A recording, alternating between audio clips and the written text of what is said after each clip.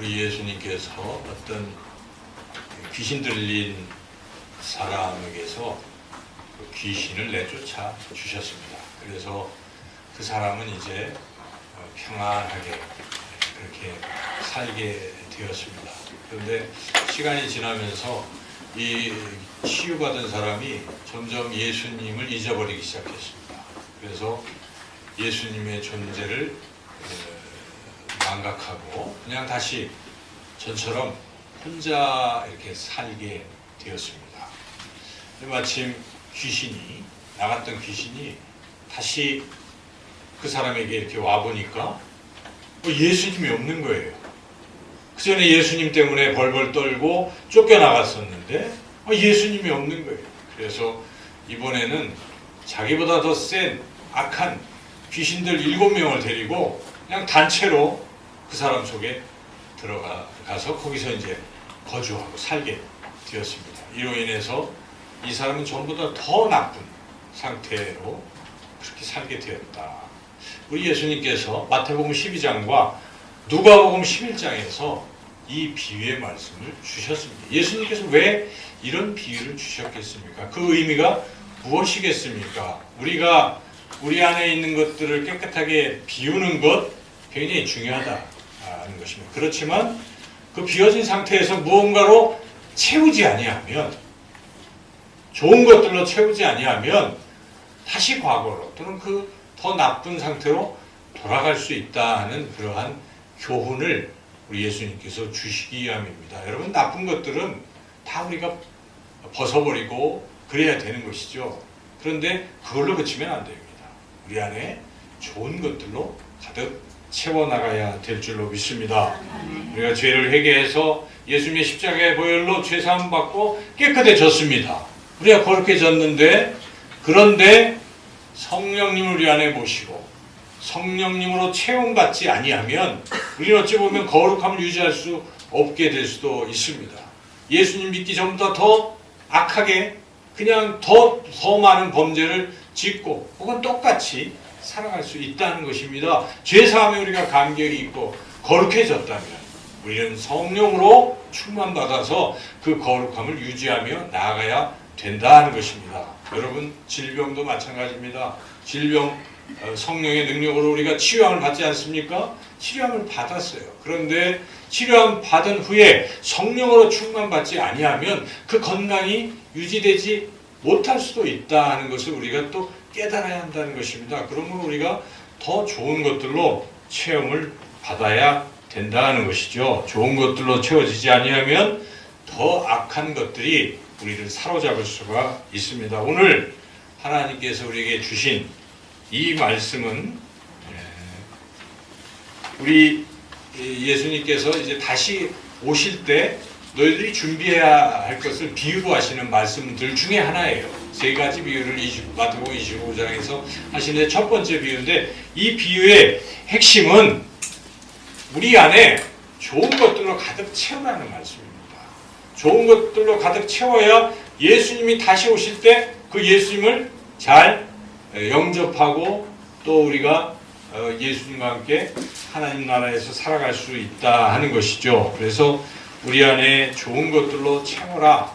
우리 주님이 그것을 깨닫게 하시려고 오늘 말씀을 주셨습니다. 오늘 본문을 우리가 좀 더 자세하게 살펴본다면 예수님이 하신 말씀이 이런 것입니다. 예수님은 천국에 들어가는 것을 혼인잔치에 들어가는 것에 비유를 하셨습니다. 그리고 그 혼인잔치에는 신랑과 신부가 있고 그리고 또한 둘러리들이 있습니다. 유태인들의 그 결혼 풍속에 보면은 신랑을 신부에게 혼인잔치 집에, 신부 집에서 결혼하는 건데, 인도할 때 그 신랑을 그 신부 집으로 데려갈 들러리들이 필요합니다. 오늘 본문에서는 10명의 처녀들이 필요한 것이, 10명의 처녀들이 등장합니다. 그래서 이들은 신랑을 모시고 이제 혼인잔치로 가는 거예요. 밤에 결혼식이 있기 때문에 밤길이 어두워서 이 신부들이 등불로서 그 가는 길을 밝히고 예수님을 모시고 혼인잔치에 들어가는 것이, 예수님이 그것을 지금 비유로 말씀하고 있습니다. 그런데 등들을 다 열 처녀가 준비를 했는데 그 중에 미련한 5명은 등은 가지고 가는데 등에 담을 기름을 안 가지고 갔다는 것입니다. 슬기 있는 5 처녀는 등뿐만 아니라 기름도 같이 가져간 거예요. 그래서 근데 이제 신랑이 왔어요. 이제 모시고 가야 되잖아요. 그때 등에 기름을 준비한 사람은 불을 켜서 따라갔지만 등에 기름이 없었던 5 처녀는 그 전에 기름이 없네, 기름 좀 달라고 그 슬기로운 처녀들에게 부탁을 했지만 처녀들이 자기네들 모자라니까 가서 사오라고. 근데 가서 사러 간 사이에 샀는지도 모르죠. 샀을지도 모릅니다. 그런데 가서 와보니까 이미 신랑은 왔고 혼인잔치 집으로 들어갔고 혼인잔치 문은 닫혀서 더 이상 들어갈 수 없게 되었다는 말씀입니다. 그런데 문을 두드리고 열어달라고 했지만 불가능하다. 예수님이 이 비유에 말씀하신 것은 혼인잔치 집은 천국입니다. 천국에 들어갈 때 어떤 슬기 있는 5 처녀는 들어가게 됐어요. 5 처녀는 못 들어갔다는 것입니다. 그 기준이 무엇입니까? 5 처녀는 기름을 준비했다는 것입니다. 기름을 준비하느냐, 기름을 준비하지 못했느냐에 따라서 이런 차이가 벌어지는 것입니다. 여러분, 기름은 굉장히 좋은 것이겠죠. 그 좋은 것으로 자신을 이렇게 체험을 하고 있는 사람들은 주님이 오실 때 언제든지 당당하게 주님을 맞을 수 있다 하는 것을 주님께서 가르쳐 주시는 것입니다. 우리에게 이러한 좋은 것, 기름이 넘쳐 흘러야 될 줄로 믿습니다. 기름을 준비해야 된다는 것입니다. 그러면 이 기름이라는 것이 과연 무엇인가? 성경 오늘 본문만 읽어가지고는 기름이 뭐다라고 얘기하지는 않습니다. 그러므로 우리는 이런 경우에는 성경 전체를 우리가 생각하면서 성경 전체에서 우리가 요구하는 우리가 준비해야 될 기름이 무엇인가? 이걸 우리가 또 깊이 생각해 봐야 하겠습니다. 특별히 이 복음서에 예수님이 지금 말씀하신 기름이기 때문에 예수님이 우리들에게 준비해야 된다고 그렇게 여기시는 것이 무엇일까를 우리가 성경 말씀을 통해서 또 깨달아야 하겠습니다. 예수님께서 우리가 꼭 준비해야 될 기름, 여러 가지가 있겠지만 특별히 3가지를 주님은 매우 강조하십니다. 첫 번째는 그 기름은, 우리가 준비해야 될 기름은 성령이라는 것입니다.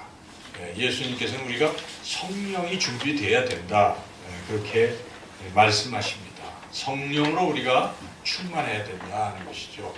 우리 예수님께서 이런 말씀을 하신 장면이 나오는데 마태복음 7장에 보면 악한 자도 자식에게 좋은 것을 준다는 것입니다.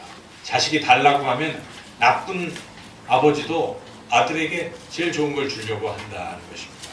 하물며 하늘에 계신 하나님 아버지께서 하나님의 자녀인 우리들이 구할 때에 좋은 것을 주지 않겠느냐, 그렇게 말씀하셨는데 똑같은 그 내용을 누가복음에서는 좋은 것 대신에 성령이라고 표현한다는 것이죠. 그래서 누가복음 11장 13절에 이렇게 예수님 말씀하십니다. 너희가 악할지라도 좋은 것을 자식에게 줄 알거든 하물며 너희 하늘아버지께서 구하는 자에게 성령을 주시지 않겠느냐 하시니라. 그러므로 성령은 굉장히 좋은 것이에요. 그렇죠? 성령은 좋은 것입니다.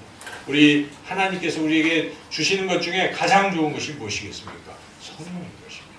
이렇게 하나님 우리에게 성령 주시기를 원하십니다. 하나님이 원하시는 것이기 때문에 우리가 꼭 가져야 될 것은 바로 이 성령이라는 것입니다.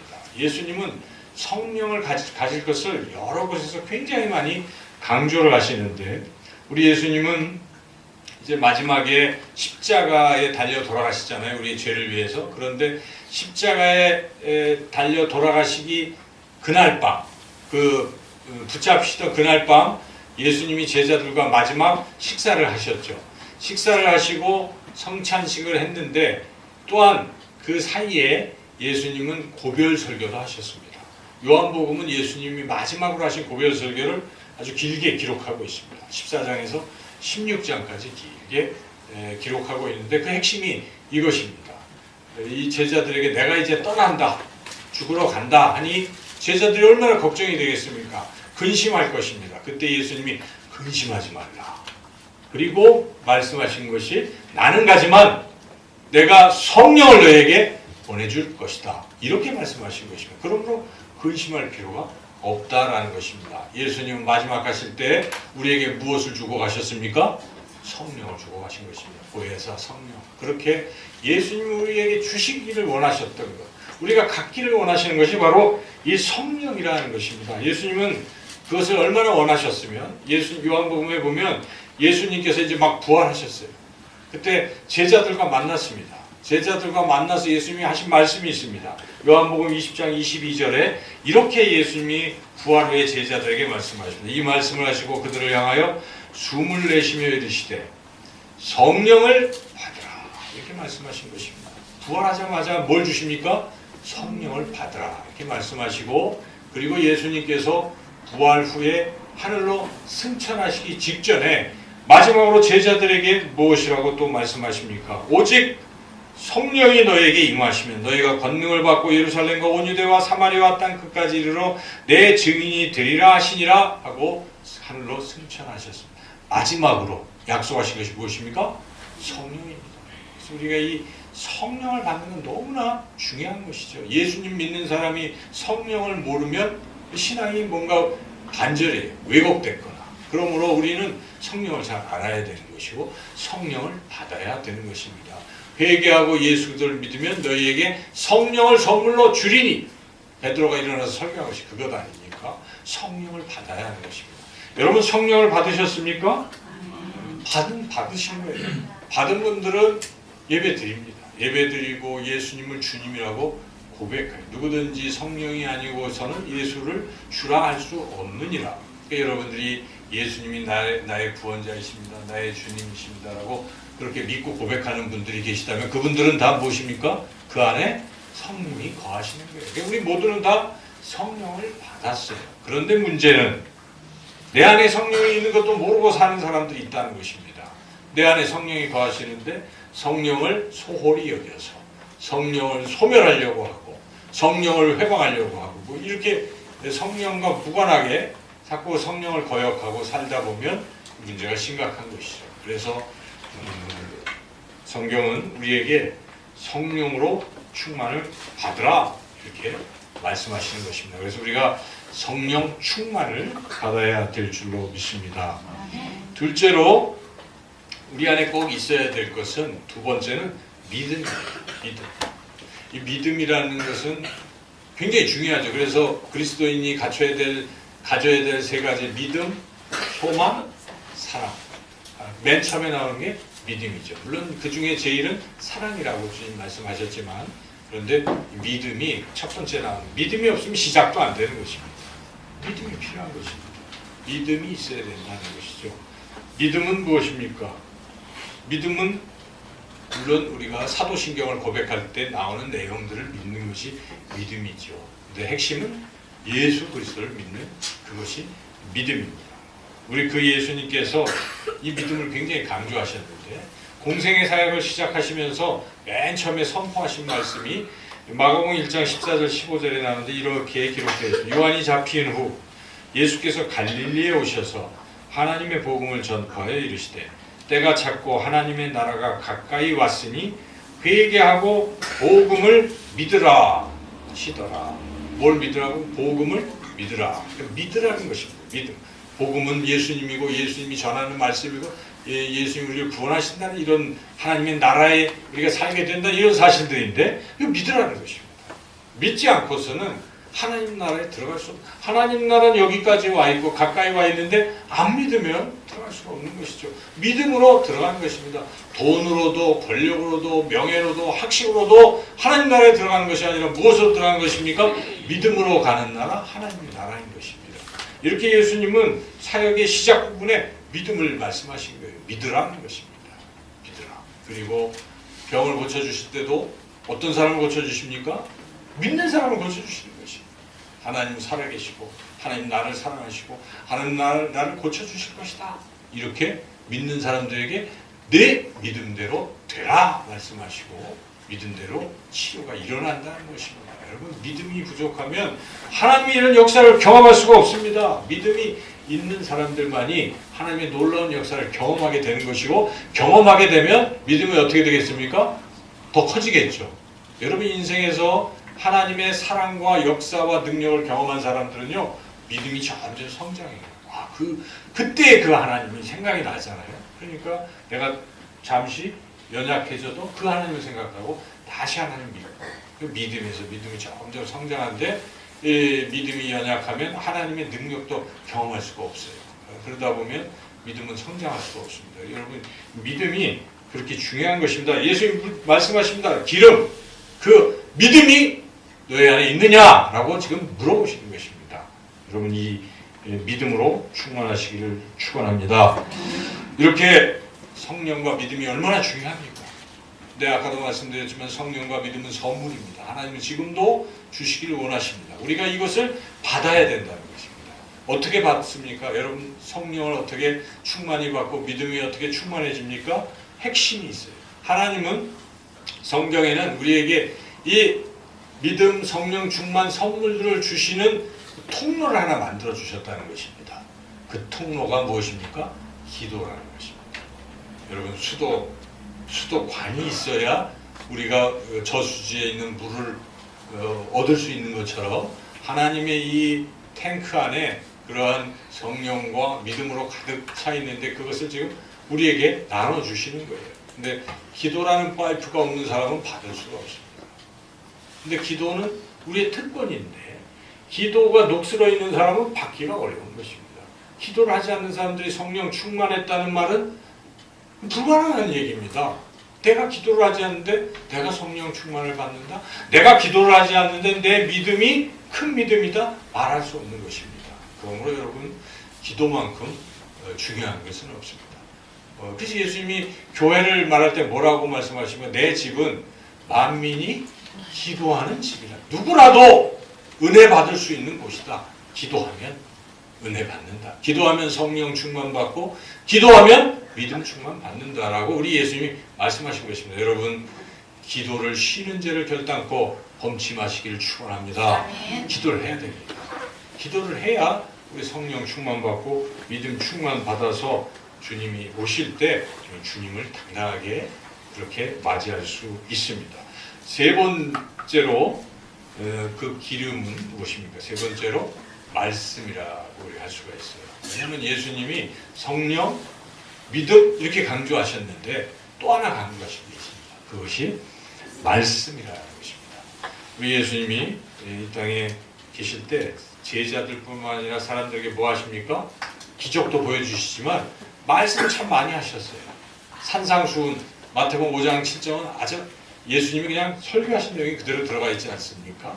이렇게 예수님은 많은 말씀들을 들려주셨어요. 그것을 기록한 것이 우리가 읽고 있는 신약 성경이라고 말할 수가 있겠죠. 제자들이 기록하고 그게 어떻게 역사하는가를 기록한 것이 신약 성경이에요. 그래서 예수님은 그렇게 말씀을 소중히 여기셨고, 그리고 제자들에게 특별히 말씀하시기를 이 말씀 안에 거하라 이렇게 말씀하셨다는 사실입니다. 요한복음 8장 31절에 그러므로 예수께서 자기를 믿은 유대인들에게 이르되 너희가 내 말에 거하면 참으로 내 제자가 되고, 제자가 되기를 원하느냐?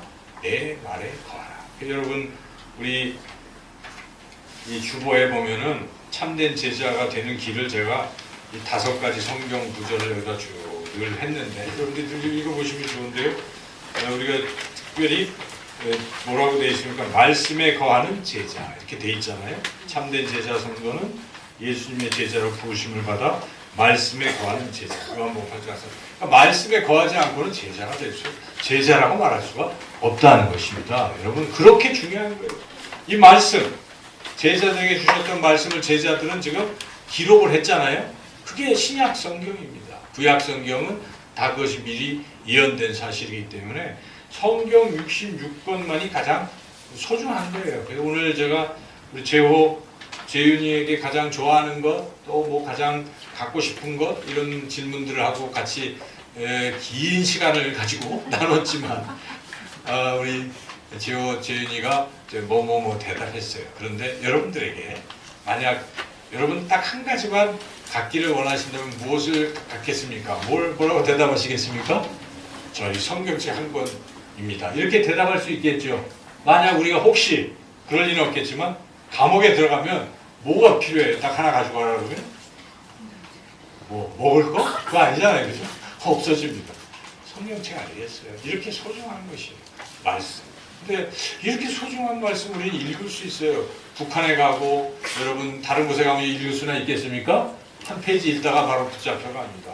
근데 그들이 그 쪽지로 막 써가지고 그 말씀을 사모하고 뭐 원래 이 기독교 방송 같은 거 듣고 은혜 받고 그렇게 신앙이 성장하고 있는데 우리는 놀린 게 성경책이고 놀린 게 설교고 말씀인데 말씀의 홍수 속에서 과연 말씀에 대해서 우리가 얼마나 귀를 기울이고 얼마나 말씀을 사모하고 살아가는지 우리가 돌이켜봐야 된다는 것입니다.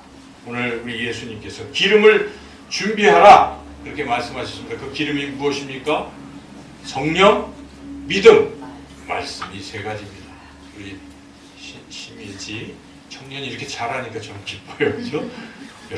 여러분 마음속에도 이거 새기시고 이제 이걸 항상 채우세요. 채우는 작업을 쭉 하시고 그렇게 신앙생활을 하게 되면 주님이 언제 오실지라도 어디에 계실지라도 우리는 당당하게 주님을 맞이하게 될 줄로 믿습니다.